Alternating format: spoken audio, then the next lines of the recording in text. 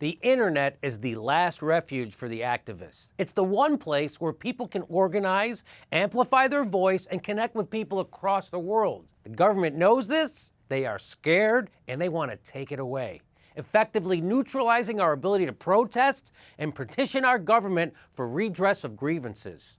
What am I talking about? Well, you probably remember last year when the internet collectively shut down and told Washington to fuck off with those bills called SOPA and PIPA that dealt with copyright infringement and government surveillance. You remember that, right? Wikipedia went dark, so did Reddit and a bunch of other huge sites. The effort was supported by Google and Twitter at the time, and once it was clear that the tide of public opinion had turned, Congress people started switching their positions on the bill quicker than Rudy Giuliani could mention 9/11 in casual conversation. Well, the contents of those bills just passed a vote in the Senate. Our legislators ignored an open letter signed by nearly 70 cybersecurity experts who implored our Congress to reject the bill because it violates civil liberties. Nonetheless, 74 senators, including both California senators, Dianne Feinstein and Barbara Bloodbath Boxer, voted yes.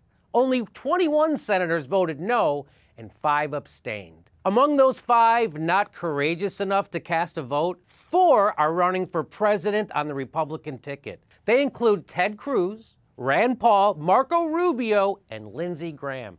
A real display of leadership. Too busy raising a ruckus and sucking off donors to take a stand on the freedom of the internet?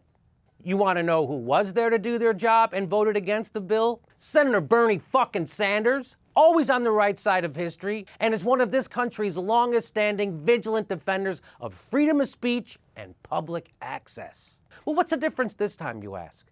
Well, not all the corporations got on board to defend civil liberties the same way they did last year. Some, like Facebook, even lobbied for the bill, which provides immunities to corporations in the event of a data leak. And other companies, like Google, tacitly supported the bill by expressing light criticisms, but ultimately failing to take a position at all. If Obama doesn't veto this bill, it will prove once and for all that he never cared about a free and open internet. And if the way he's prosecuted whistleblowers at the Justice Department is any indication, I can't imagine him doing anything other than signing it. He may issue a statement, like when he codified indefinite detention and suspension of habeas corpus. Remember what he said then? How he was troubled, he's got some reservations. He really doesn't want to do this, but he's got no other choice than to take away freedoms that have been in place since the 1200s. Make no mistake about it, this bill protects him.